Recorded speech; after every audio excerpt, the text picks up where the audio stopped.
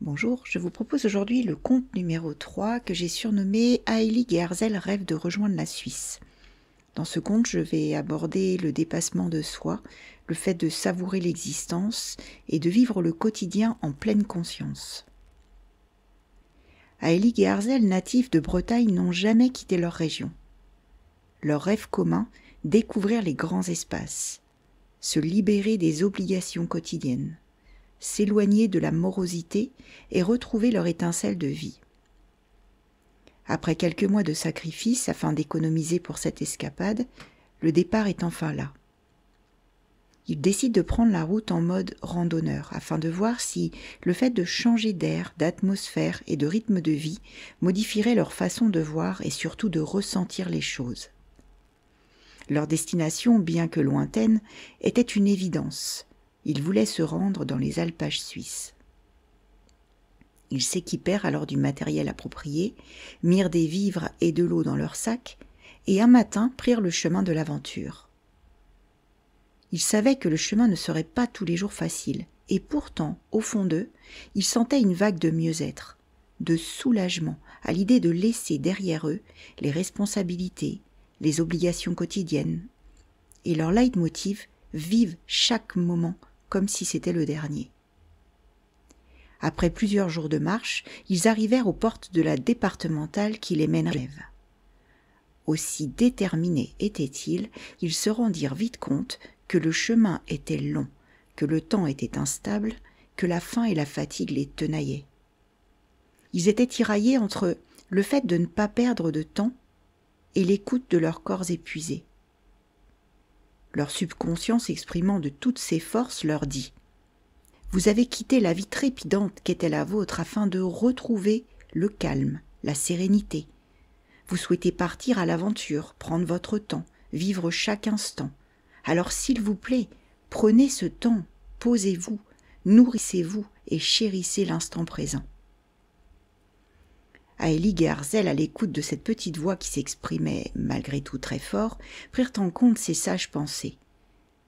Ils acceptèrent ensemble que le choix de vie fait pour les prochaines semaines rimerait avec prendre son temps, temps de pause, temps de repas partagés, instant de méditation, vivre juste l'instant présent, pleinement, sans se soucier de l'horloge et du temps qui passe.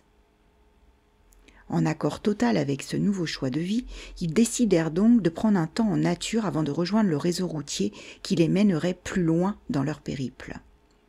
Ils prirent le temps de se délester du poids de leur sac à dos, sortirent leurs gourdes et prirent quelques vivres. Et là, ils profitèrent juste de l'instant présent. S'octroyer ce premier instant de pause en pleine conscience était une phase importante de leur voyage. Accepter d'écouter son corps, ses besoins. Accepter de dire stop à la vie définie par un chronomètre. À peine installée, la petite voix se fit entendre à nouveau. Félicitez-vous pour ces sages décisions. Écoutez vos besoins essentiels et ainsi vous accéderez au bout de votre escapade. Souvenez-vous d'un élément essentiel. Ce n'est pas seulement la destination finale qui compte, mais les expériences, les leçons apprises et les rencontres faites en chemin. Tout ça dessinera votre voyage et vous donneront l'opportunité de grandir en tant qu'individu. Aelig et Arzel s'apprêtent à reprendre leur chemin. En parcourant des yeux l'esplanade proche de l'endroit où ils s'étaient posés, il vit un couple qui prenait le temps de prendre un thé proche de leur van aménagé. Aelig interrogea Arzel et lui dit « Que penses-tu de demander à ce couple leur direction et s'ils accepteraient que nous fassions un bout de chemin ensemble ?» Arzel, en mode détendu, lui répondit « Dans le pire des cas, nous récolterons une réponse négative. Je valide donc ton choix. » Aelig, moins timide qu'Arzel, aborda le couple. « Bonjour vous deux. Mon ami et moi-même se demandions dans quelle destination vous vous dirigiez. » La dame répondit « Nous sommes sur le chemin des vacances vers la Suisse. » Aelig, très à l'aise dans son élocution, ajouta « Nous ne voudrions en aucun cas abuser de votre gentillesse, mais accepteriez-vous de parcourir un bout de chemin avec nous en sachant que nous allons au même endroit ?» Cette fois, le monsieur du couple répondit « Avec grand plaisir, nous serions ravis de partager ces kilomètres avec vous. autant rouler avec un véhicule complet. En revanche, nous venons tout simplement de nous arrêter. Souhaitez-vous profiter d'un thé? Il est tout chaud. » Les deux amis répondirent en chœur « Merci beaucoup, et avec plaisir. » Les deux couples échangèrent un moment en toute détente et bonne humeur. Les sujets variaient entre les activités avant ce départ, les raisons du voyage, le lieu de la destination. Aelig et Arzel avaient des souhaits de lieux en commun. Ils les avaient définis lors de la préparation de leur itinéraire. Il s'agissait des lacs de Genève, de Zurich, ainsi que le lac des Quatre Cantons. Tous deux tombaient sous le charme de ces lieux incroyablement propices à la détente, à la méditation et à la rêverie. Ces lieux respectaient leur souhait commun d'un face-à-face avec des paysages de pleine nature, favorisant la ressource du corps et de l'esprit. Ils avaient également prévu de randonner dans les Alpes suisses et de profiter pleinement des vues spectaculaires et des lacs. Ils feraient même un détour à Zermatt pour voir le Cervin. Ce lieu, au même titre que beaucoup d'autres, offrait des vues incroyables. Les échanges fusaient dans tous les sens, et la notion du temps n'était plus d'actualité du tout. Cette notion de temps avait été remplacée par profiter de l'instant présent, des échanges, des rires. Nos 4 personnages reprirent la route vers la Suisse. Les paysages se succédaient le long des fenêtres du vent. Les décors changeaient, parfois baignés de lumière, parfois d'ombre. Le marron des arbres alternait avec le vert des prairies. Tous ces contrastes n'étaient que beauté précieuse pour les yeux et le repos de l'âme. Arrivés à destination, Aelig et Arzel remercièrent leurs hôtes et se souhaitèrent un bon séjour. Nos 2 amis reprirent leur route en destination de leurs lacs et montagnes. Ils marchèrent ainsi jusqu'à la tombée de la nuit. Le coucher de soleil sur les alpages suisses méritait de se poser et d'observer. Encore un temps suspendu dans la beauté du spectacle.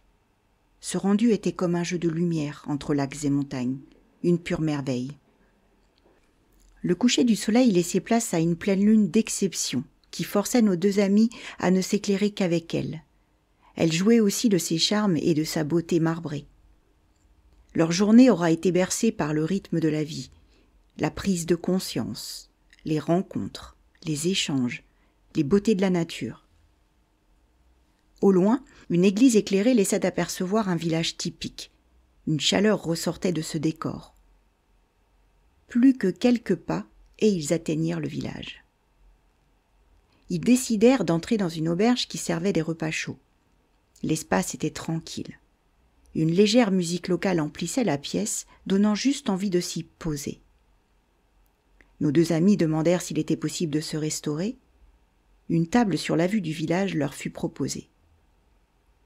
Ils se débarrassèrent une nouvelle fois de leurs sacs et apprécièrent ce nouveau moment de pause, de détente.